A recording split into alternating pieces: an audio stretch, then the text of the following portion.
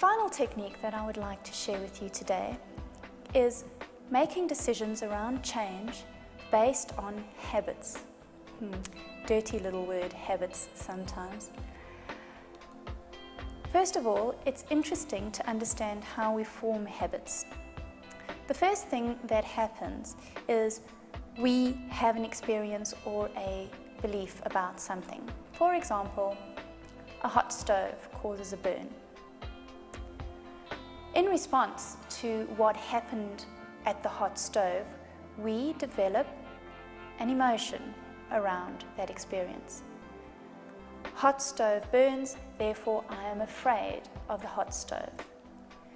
In response to that emotion, we act in a certain way. I'm always very careful when I cook, and I keep my hands off the hot stove.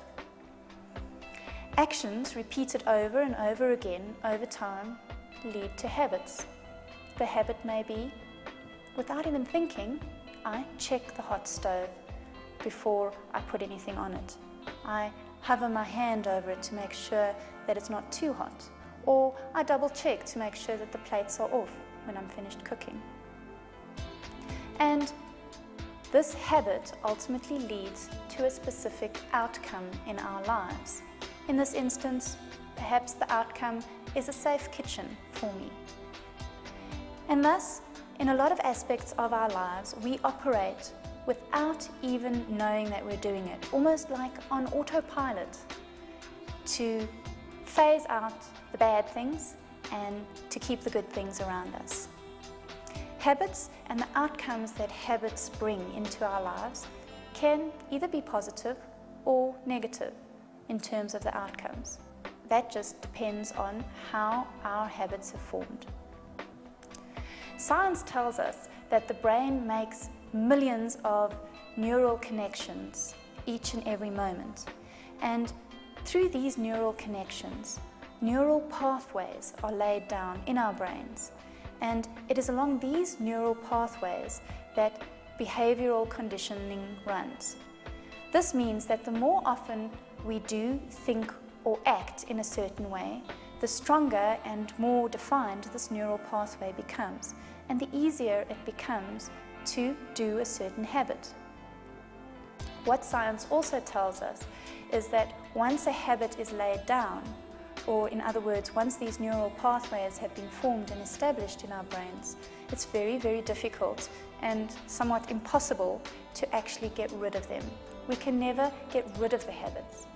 But what we can do is we can create new pathways. We can create new habits. And we can create new ways of doing things through repetitive behavior and through repetitive action. The first step, of course, is to understand what habits we have in our lives. Now, I'm sure all of us have a couple that we can rattle off. Perhaps we're a smoker, perhaps we eat when we get depressed, perhaps we're in the habit of becoming aggressive in our cars. Habits take all forms, and we're not always aware of the habits we have. But if you were to sit and think quietly for a moment about what habits you have in your life that don't serve you, that create outcomes that you don't really like, perhaps you would like to change them. Think for a moment on whether or not you have any habits in your life that result in undesirable outcomes. Do that now.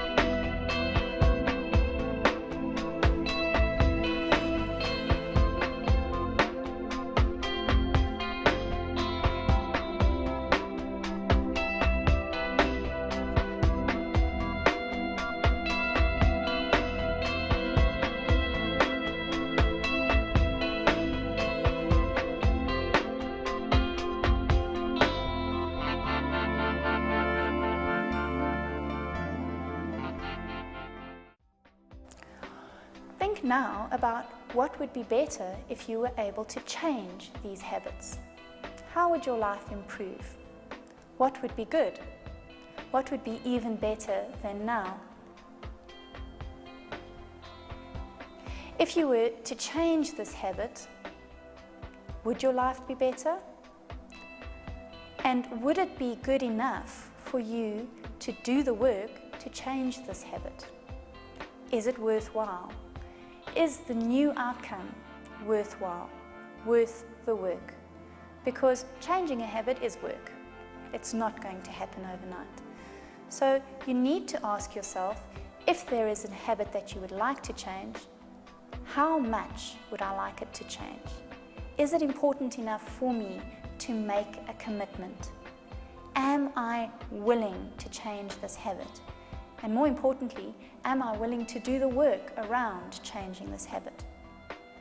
If the answer is yes, perhaps this is an intention that you would like to set around taking decisions for change. Perhaps this habit is something that you could turn around for yourself and so improve your life. If there is a habit that you would like to change, and you're committed to the change, and you're willing to make the change, and you're ready to make the change, then let's make the change. Take the habit that you're wanting to change and turn it around.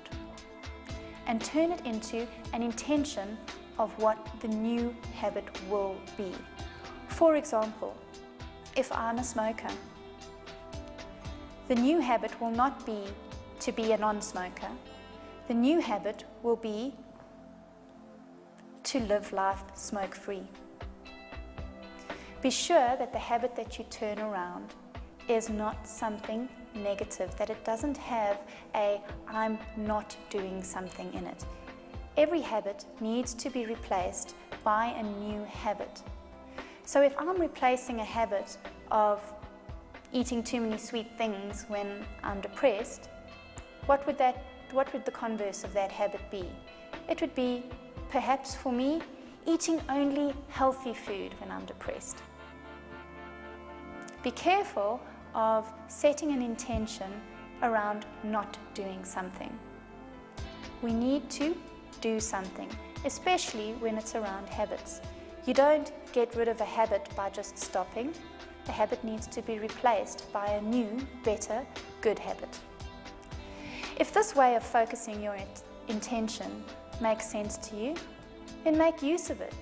Do some inner work, do some exploration around what habits you would like to change. Turn those habits around into something positive and make the change in that way.